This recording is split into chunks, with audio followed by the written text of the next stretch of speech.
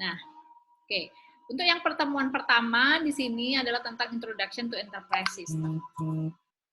Di mana kita di sini tujuan pembelajarannya adalah supaya mahasiswa bisa memahami tentang evolusi sistem informasi dan peran historisnya dalam organisasi yang mengarah pada integrasi sistem dan ERP atau Enterprise Resource Planning.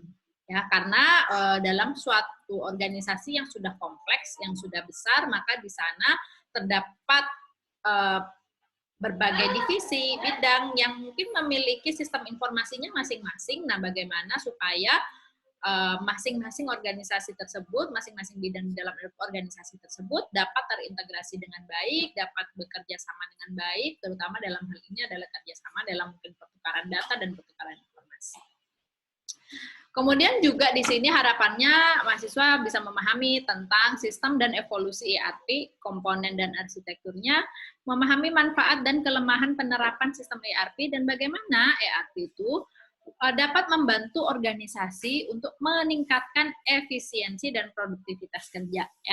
Ya, sebenarnya ini back to basic ya, bahwa teknologi informasi TIK itu untuk membantu pekerjaan manusia, ya, bukan dengan adanya sistem malah membuat pekerjaan manusia jadi lebih ribet. Nah, kalau sudah seperti itu, ya berarti mungkin ada yang salah dalam penerapannya. Ya, pastinya di situ adalah untuk efisiensi dan untuk produktivitasnya.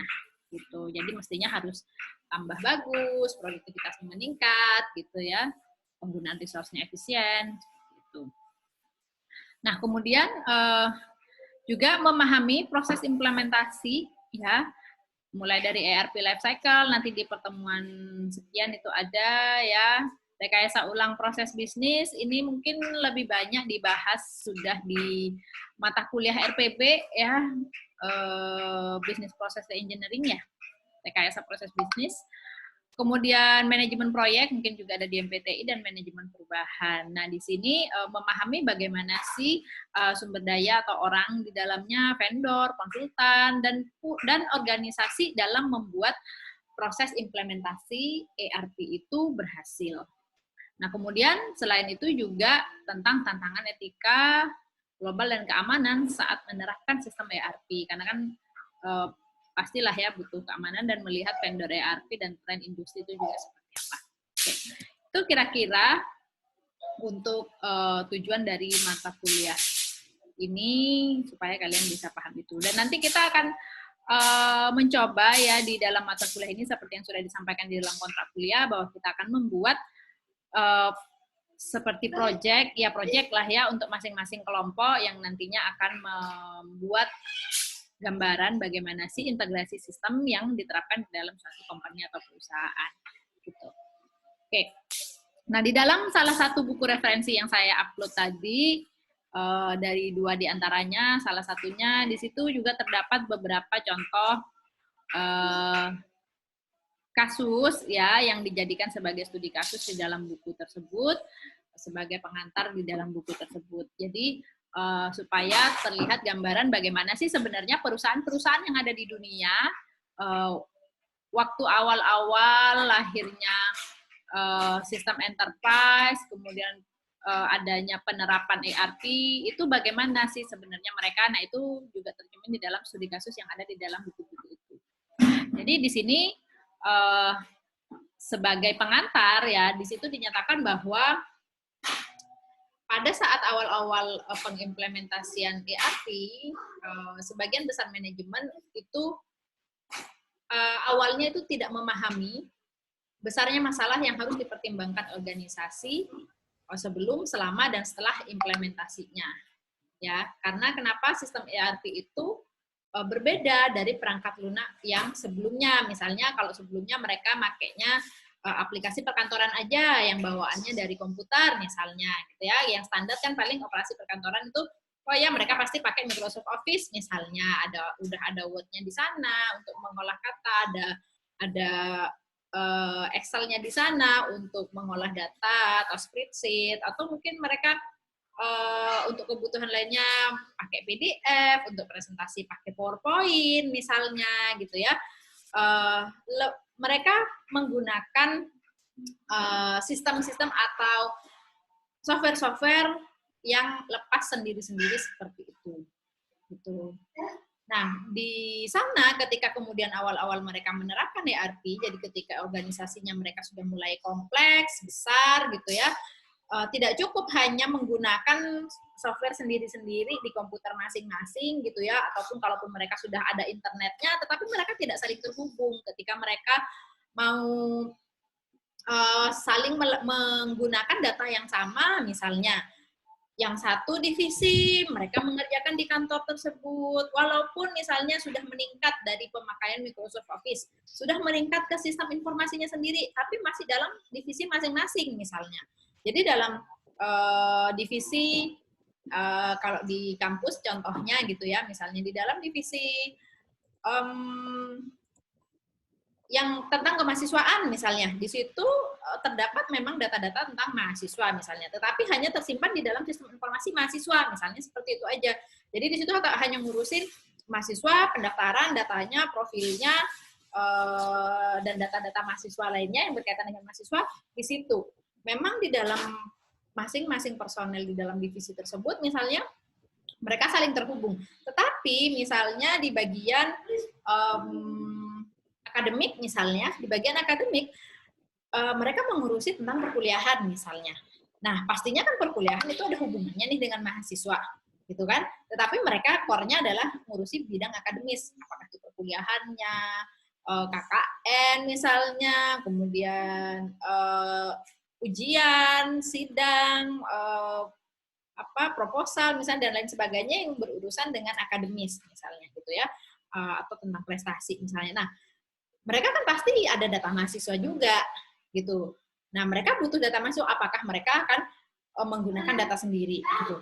Nah, karena terpisah-terpisah itu, yang awalnya dulunya memang sendiri-sendiri, nah dengan adanya diimplementasikannya sistem enterprise yang mengintegrasikan sistem yang ada di dalam divisi-divisi tersebut atau menerapkan ERP di dalam tersebut, itu ternyata tidak mudah juga ya, karena masing-masing mereka tidak memahami bahwa ternyata sistemnya itu terintegrasi dan mereka cara pakainya mungkin juga akan berbeda dibandingkan dengan mereka menggunakannya sendiri-sendiri, karena kan harus menyesuaikan supaya bisa dipakai bersama datanya, misalnya seperti itu. Nah, itu yang terjadi pada saat awal-awal penerapan sistem enterprise atau integrasi sistem itu. Jadi sebuah sistem enterprise di dalam suatu organisasi itu dikembangkan atau digunakan, dipakai itu karena di dalam sebuah organisasi bisnis itu sudah sangat kompleks kebutuhan bisnis mereka, yang mana seperti saya katakan contoh tadi, kalau misalnya di dalam dunia kampus gitu ya, dulu tahun berapa ya, sister itu sekitar ya 10 tahun yang lalu itu belum ada sister lah kira-kira ya, 2009 2010 kayaknya masih belum bernama sister kayaknya gitu. Itu ya sendiri-sendiri, yang namanya sistem akademis sendiri, sistem informasi mahasiswa sendiri, sistem informasi keuangan sendiri gitu ya. Nah, karena sudah kompleks, kebutuhan datanya sudah juga yang saling terhubung dan supaya lebih otomatis gitu kan, makanya akhirnya dibutuhkanlah sistem informasi yang mengintegrasikan masing-masing sistem informasi tunggal itu. Gitu. Ya, dan di sini sebutkan ya sistem informasi adalah komponen penting dari organisasi yang sukses saat ini pasti ya. Nah, biasanya manajemen pada umumnya itu dikategorikan ke dalam 3 tingkatan, yaitu strategis, manajemen menengah, dan operasional. Jadi di atas itu pengampu kebijakan ya, kemudian di tengah itu yang akan menghubungkan antara yang para pengampu kebijakan itu dengan bagian operasional yang akan mengeksekusi itu. Nah, sistem informasi itu menyediakan otomatisasi komputer untuk mendukung fungsi-fungsi bisnis. Biasanya secara umum di dalam suatu perusahaan atau company, atau yang di sini istilahnya kita sebut sebagai enterprise, itu biasanya terdiri dari bidang-bidang ini, yaitu accounting, ada accounting ya, ada finance, ada ya, walaupun di universitas itu juga ada loh bagian keuangan ya. Semua enterprise itu pasti ada bagian accounting dan keuangan. Kemudian ada human resource, itu pasti ada di mana-mana juga. customer service itu juga pasti ada. Ada bagian marketing kalau mungkin di universitas mungkin bagian humas ya, karena yang bagian kalau misalnya mau melakukan promosi, mau melakukan pameran dan lain sebagainya itu kan bagian humas gitu ya. Kemudian ada bagian operation gitu. Itu paling enggak adalah fungsi-fungsi bisnis itu. Nah, bisa lebih kompleks lagi tergantung dari organisasinya. Gitu. Dia bergerak di bidang apa dan misalnya ternyata di dalamnya ada pembagian divisi lagi, nah mungkin itu bisa ada divisi-divisi di dalamnya lagi. Tetapi paling enggak di dalam sebuah enterprise atau company itu ada bidang-bidang ini minimal. Nah, makanya kalau ERP nanti ada pembagiannya itu minimal ini. Nah, kalau digambarkan secara manajemen piramidnya terhadap kebutuhan informasi itu seperti ini. Ya, mulai dari bagian operasional sampai ke yang strategic planning-nya kira-kira digambarkannya begini. Jadi dari bagian fungsi yang finance, human resource, accounting, operation, marketing itu ya, itu di bagian operasional kontrol. Oke, nah semakin ke atas di situ dilakukan untuk kebutuhan pengambilan keputusan. Nah, informasi itu tuh dibutuhkan. Kalau misalnya sendiri-sendiri, kita nanti kesulitan untuk mengolahnya. Kemudian dari data-data itu, kalau data kan data dalam bentuk besar, dalam jumlah yang besar, kita tidak bisa mengartikan data ini maksudnya apa. Misalnya dari mahasiswa aja, aduh mahasiswa ada puluhan ribu gitu ya. Belum lagi kalau misalnya perusahaan perusahaan yang bergerak di bidang ada produk yang dijual ya. Kalau di universitas kan yang dijual adalah ilmu gitu ya. Nah, mungkin data pelanggan misalnya itu kan sangat besar gitu ya. Ada puluhan ribu, bahkan mungkin kalau dalam jangka waktu yang panjang ada ratusan ribu gitu ya. Nah, dalam tiap periode aja misalnya akan dilihat, oh mahasiswa ini bagaimana nih perilakunya.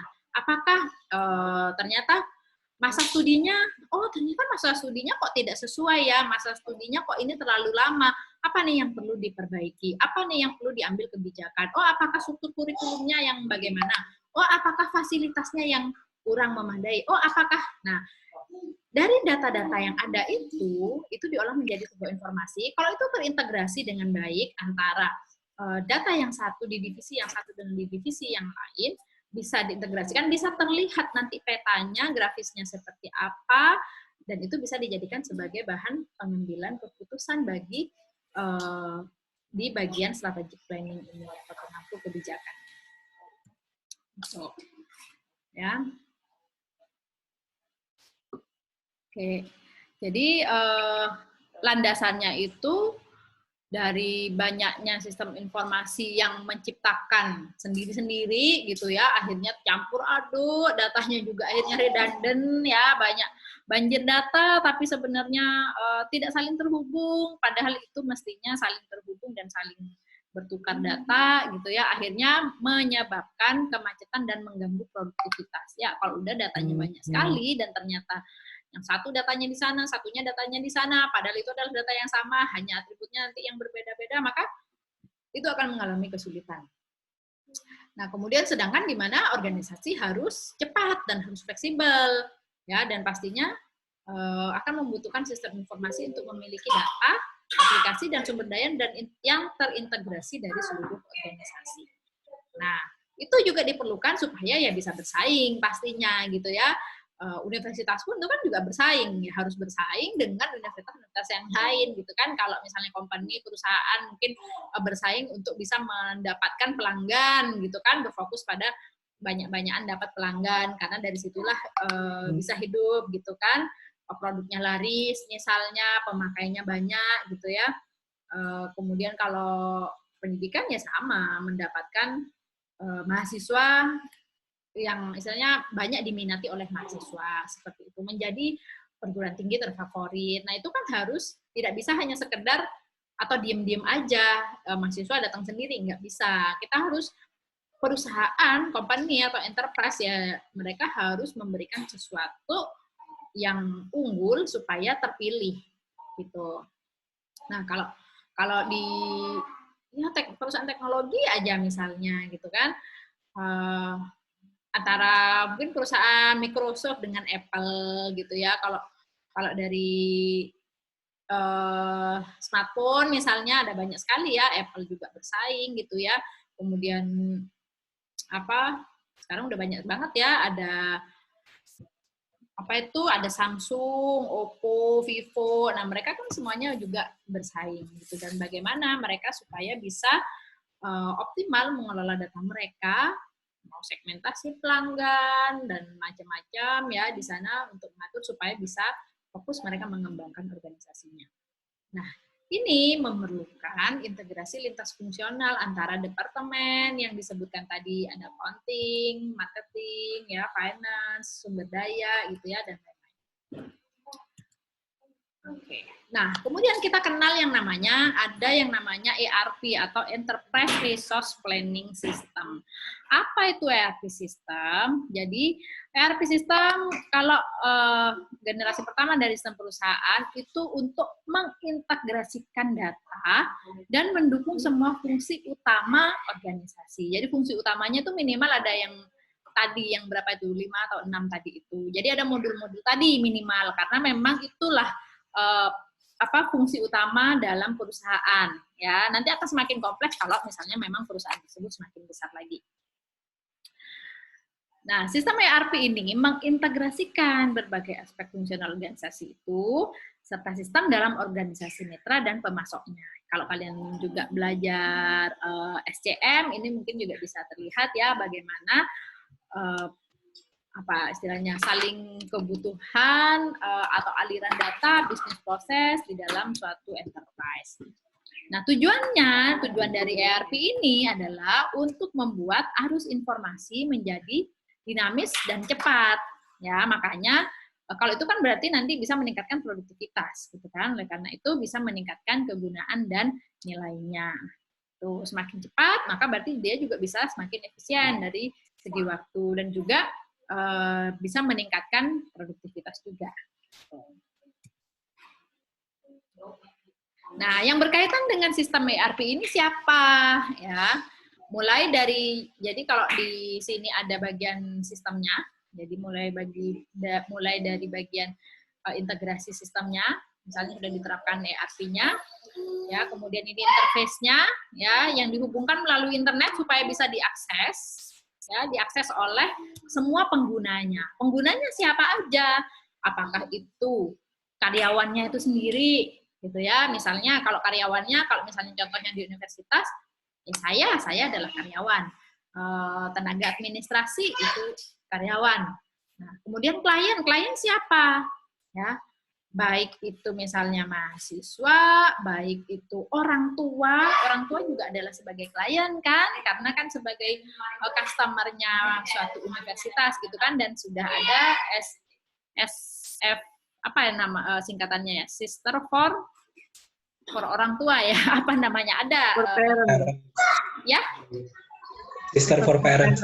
Oh, sister for parents. Oke, saya soalnya belum punya, jadinya lupa namanya. Tapi ada gitu kan. Nah, dia seperti itu. Kemudian bagi vendor, saya kalau yang dari universitas saya kurang tahu, tapi mestinya ada. Tapi kalau untuk enterprise, untuk perusahaan yang lain, maka dia juga akan menyediakan untuk misalnya supplier kah, atau bagi partnernya supaya bisa melakukan apakah itu kerjasama, proyek, dan lain sebagainya, itu disediakan gitu supaya mudah, sehingga sistemnya udah terintegrasi jadi satu, penggunaan datanya juga bisa jadi satu.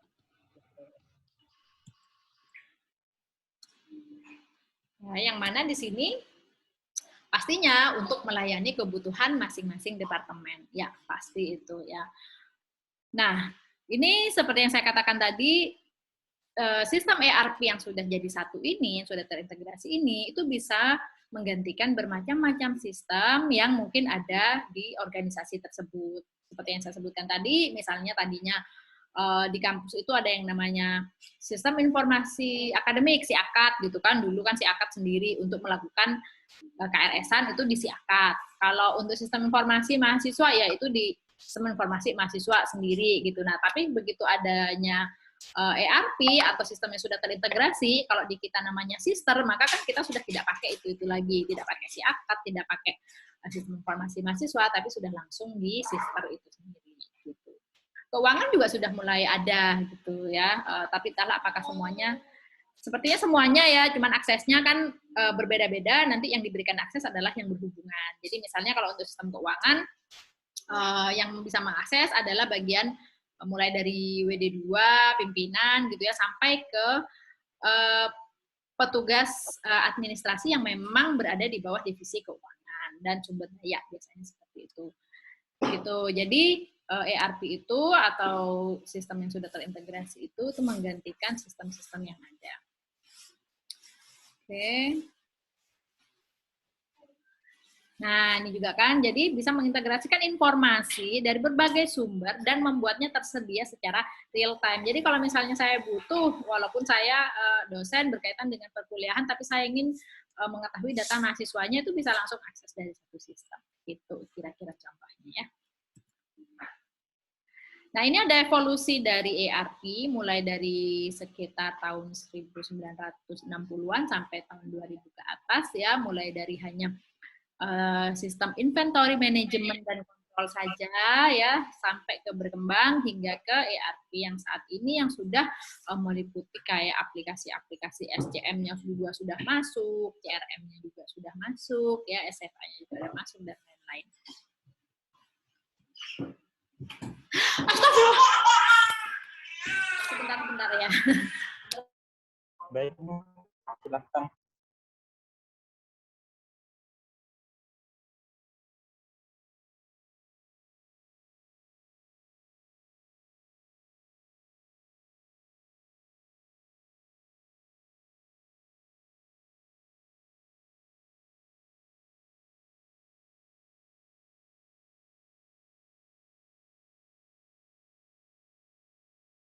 Oke, mau sedikit menambahkan dari yang tadi sudah dijelaskan sama Bu Nelly ya. Jadi, sudah kembali Bu Nelly. Anak saya guling. Oh iya Bu. Oke, silahkan Bu Nelly. Aduh. Saya baru bisa berdiri, jadinya lanjut. Oke, nyampe di ERP sistem komponen. Oke, jadi sebuah sistem ERP itu biasanya berisi hardware-nya, ada hardware yaitu server dan periferalnya, pastilah ya, karena memang di situ kan mengintegrasikan banyak divisi, banyak sistem, pastinya di situ dibutuhkan sentral ya kan, semuanya akan tersimpan datanya ada di server dan membutuhkan perangkat-perangkat yang memang sesuai untuk penerapan ERP. Kemudian dibutuhkan juga software prosesnya ya, dibutuhkan OS yang mencukupi dan juga ada database-nya ya, nggak hanya software aplikasinya aja nggak ada database-nya, nanti di store kemana gitu. Terus kemudian ada informasi yaitu artinya ada yang menyediakan data-data dari organisasi tersebut, baik dari internal maupun eksternal. Kemudian ada proses di situ di dalamnya. Nah, ini yang nanti mungkin kalian juga akan buat atau susun ya, bagaimana sih bisnis proses yang ada di dalam organisasi tersebut supaya tahu aliran datanya itu seperti apa, kenapa sampai terjadi integrasi gitu ya, karena mungkin dari divisi satu ke divisi yang lainnya, bagaimana sih komunikasi datanya, saling keterkaitannya, kebutuhan dari data-data tersebut gimana, prosedurnya gimana, kebijakannya gimana mungkin gitu, apakah data ini boleh diakses oleh ini tapi tidak boleh bisa terlihat oleh siapa, atau ini hanya gimana, nah itu semuanya diatur harus ya, kemudian juga ada orang-orang di dalamnya ya, baik itu penggunanya itu sendiri ataupun bagi petugas atau karyawan yang akan selalu ada untuk memaintain sistem tersebut ya. Di setiap perusahaan pasti ada kalau yang memakai sistem itu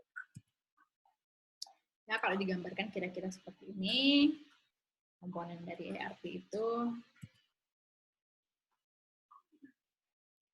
ya, ini kalau digambarkan komponen integration-nya kalau secara piramid seperti ini.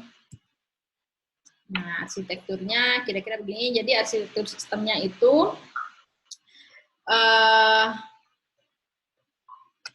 punya istilahnya apa ya, desain atau blueprint dari sistem ERP yang sebenarnya yang akan bisa membantu tim dalam nanti kalau misalnya ERP-nya itu diimplementasikan atau diterapkan ya, itu di dalam yang paling kecil ini. Kemudian kalau misalnya ternyata organisasi itu semakin tumbuh, berkembang dan semakin kompleks, itu akan memungkinkan skalabilitas ketika kebutuhannya berubah atau kebutuhannya bertambah.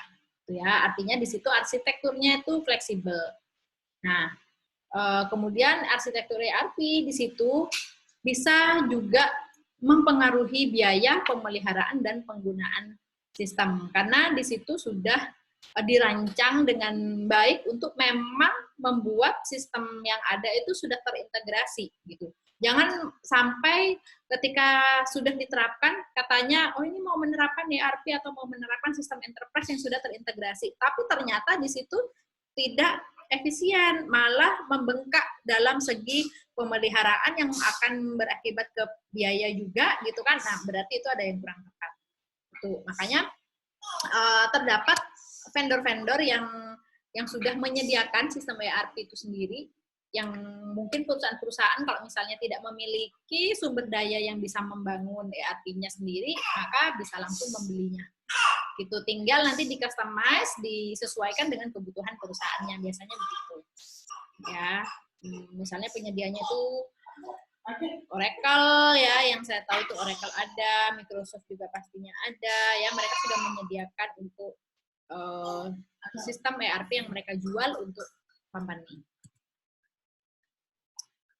Ini contoh untuk At-Large University, ya samalah ya seperti kita juga sudah seperti ini gitu ya. Jadi ada di UPTTI itu di sana tempatnya, tempat servernya, pusat datanya, dan yang mengelolanya juga, SDM-nya juga di sana, di mana di sana di-install, disediakan, dibangun ya sistemnya. Ada servernya di sana, OS-nya juga, ya database-nya juga di sana. Makanya kemarin sister kita MMP ya, terutama ya yang ketika mau memulai perkuliahan itu sempat yang down karena memang sedang apa kalau katanya Pak Bayu ya, sedang menyesuaikan lah ya dulu setelah mahasiswa selesai melakukan KRS, terbentuk berapa ribu kelas gitu, akhirnya itu harus disiapkan, dan karena database-nya jadi satu, katanya antara database-nya e-learning dengan database-nya sister yang secara umum, makanya akhirnya dipisah, dilakukan pemisahan dengan harapan ke depannya akan lebih lancar ketika terjadi semester baru gitu ya. Nah, di situ kemudian dihubungkan oleh internet ya, network yang ada untuk bisa dipakai oleh user.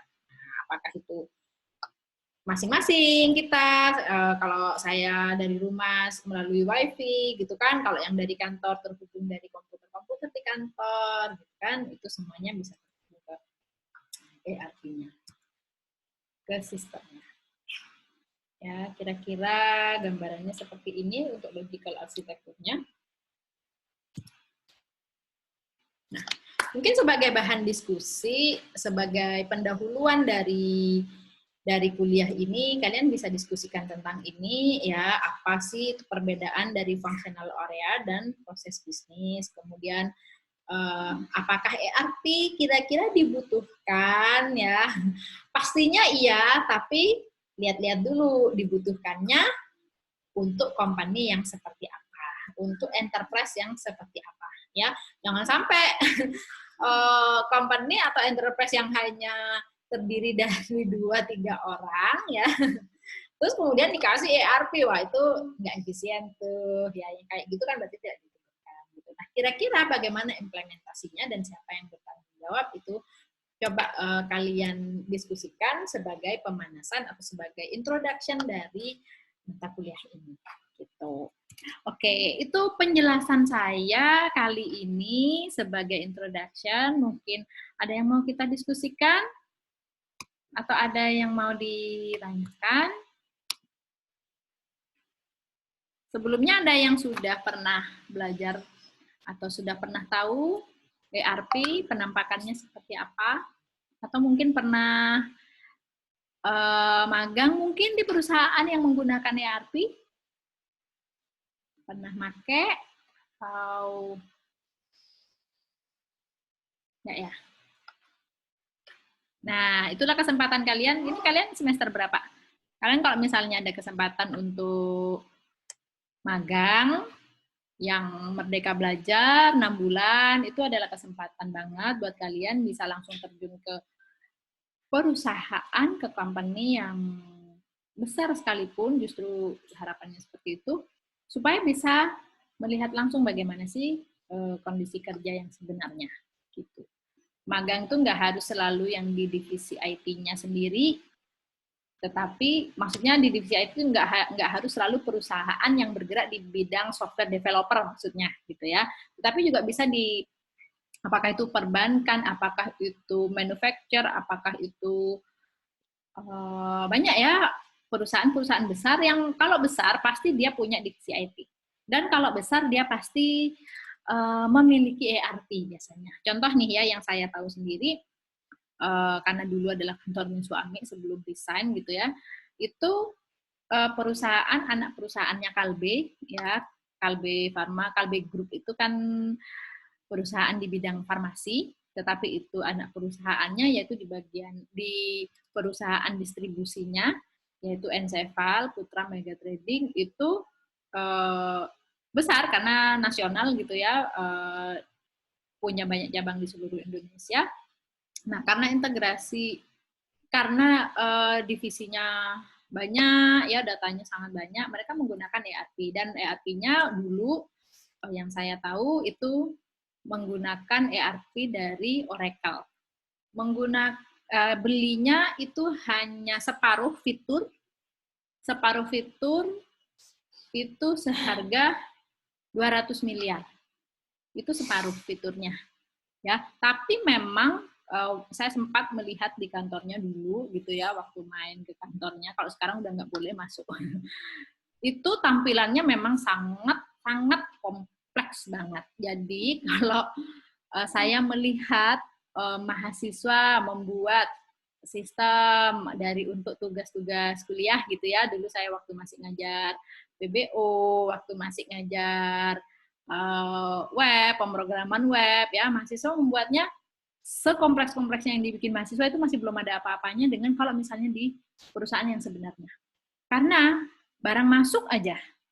Barang masuk itu interface-nya, detail variabelnya, fiturnya gitu ya, untuk satu kode barang aja itu ada banyak banget gitu. Dan itu ada ribuan jenis produk. Setiap jenis produk itu punya kategorinya sendiri-sendiri dan masih punya mereknya sendiri-sendiri dan masih ada suppliernya sendiri-sendiri. Jadi kebayang gimana memang besarnya data itu yang harus diolah, dan itu harus memang ada mulai dari hubungan dengan supplier gitu ya, kemudian dari marketing itu berarti ada data masuk dari sales, kemudian dari sales itu ke bagian ekspedisi, kalau masuk ke logistik dulu ya, logistik itu gudang gitu ya, ke inventory kalau mungkin bahasa umumnya ke inventory, dan inventory berhubungan juga ke bagian ekspedisi ya, dari bagian ekspedisi itu juga, dari inventory itu juga berhubungan dengan ke keuangan, ke finance gitu ya, karena itu nanti yang akan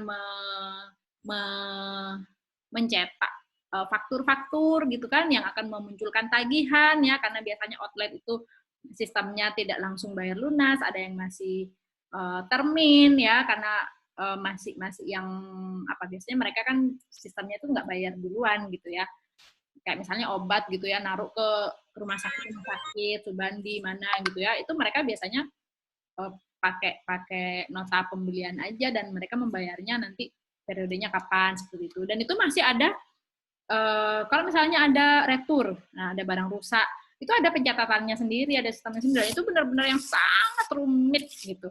Itu benar-benar rumit. Jadi tidak hanya sekedar barang masuk, barang keluar, kemudian ngitung stok, tidak sesederhana itu. Gitu. Nah, makanya disitulah dibutuhkan ERP. Gitu. Nah, itu dari contoh perusahaan yang tidak langsung ke end user, ya, maksudnya tidak semuanya langsung end user, tapi dibantu oleh karyawan yang ada di dalam perusahaan tersebut untuk mengentry data dan mengolah data.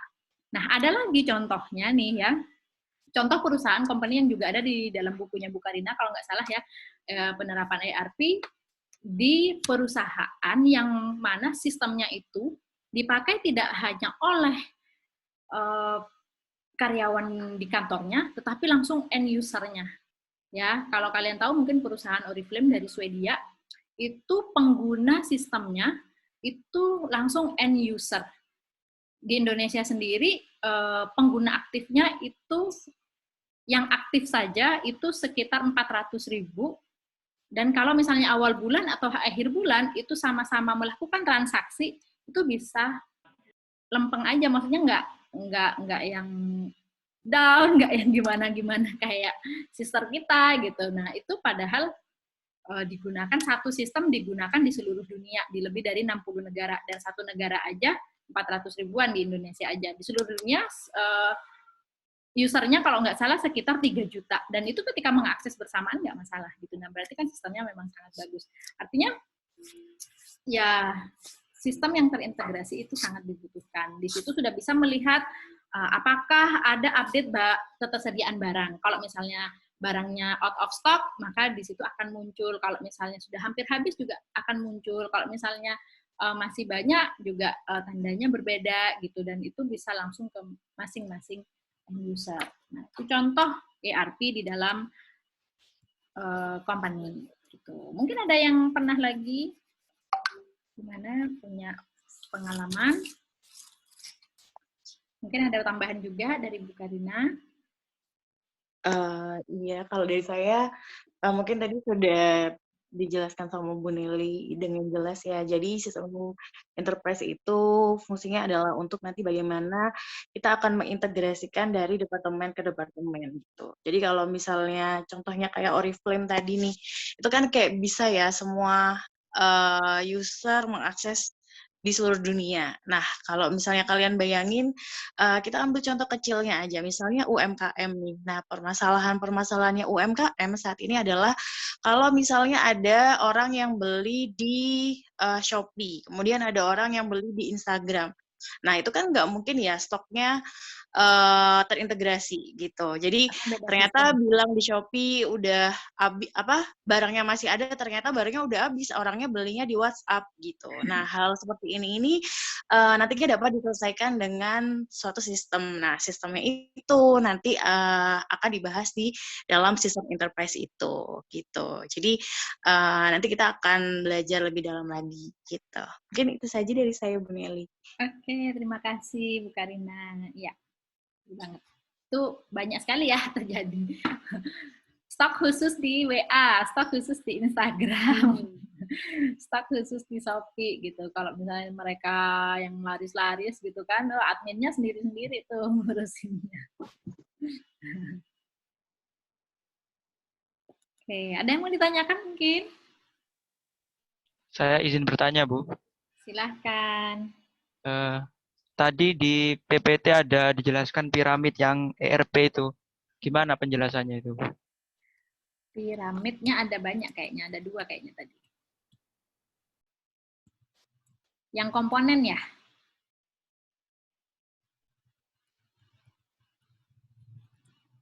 Ada komponen, ada yang manajemen. Kalau manajemen udah ya tadi ya kayaknya dijelasin ya.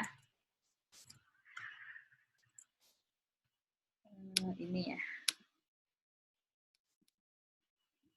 Ini ya? Ya, Bu. Ya, itu integrasi dari komponen ERP-nya. Sebenarnya sama seperti ini, melanjutkan penjelasan yang ini. Ya, bahwa komponen ERP itu kan mulai dari hardware, software gitu ya, ini keterhubungannya gitu ya, ada server di situ, ada database-nya di situ, ada people yang mengakses gitu ya, ada proses di dalamnya juga yang nanti akan kalian gambarkan, bisnis proses di dalamnya. Nah, kalau misalnya dilihat integrasinya gitu ya, di sini ada hardware infrastructure, di situ harus ada server, yang ada di pusat di UPTTI sampai ke yang di masing-masing fakultas misalnya atau unit kerja gitu ya. Hardware-nya, infrastrukturnya seperti apa? Sudah terpasang semua, termasuk ke LAN-nya, jaringannya gitu ya. Dan kemudian dari hardware itu kan nggak bisa hanya hardware sendiri tuh.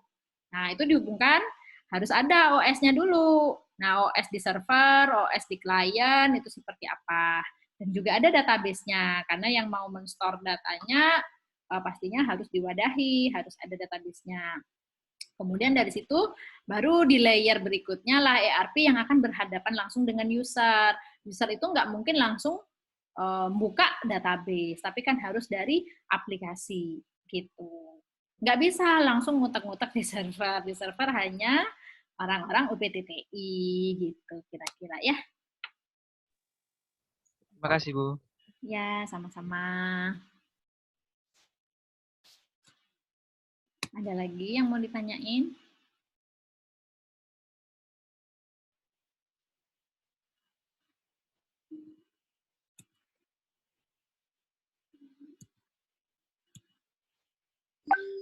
Permisi Bu, itu untuk bahan diskusi, diskusinya dilaksanakan secara individu atau sama kelompok yang udah dibentuk?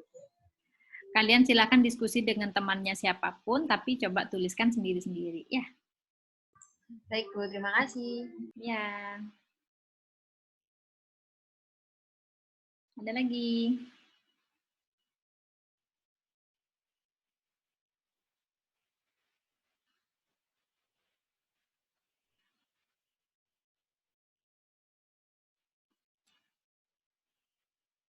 Baik, kalau misalnya tidak ada yang ditanyakan lagi, saya cukupkan sampai di sini untuk pertemuan pertama kita, materi pertama kita. Kita akan lanjutkan materinya minggu depan. Begitu ya, Bu Karina? Baik. Ya, Bu Nelly. Oke, kalau misalnya tidak ada yang ditanyakan lagi, saya akhiri. Selamat siang. Terima kasih. Selamat siang. Siang, Bu. Selamat siang. Terima kasih. Bu Nelly. Terima kasih. Siang, Bu. Siang, Bu. Siang.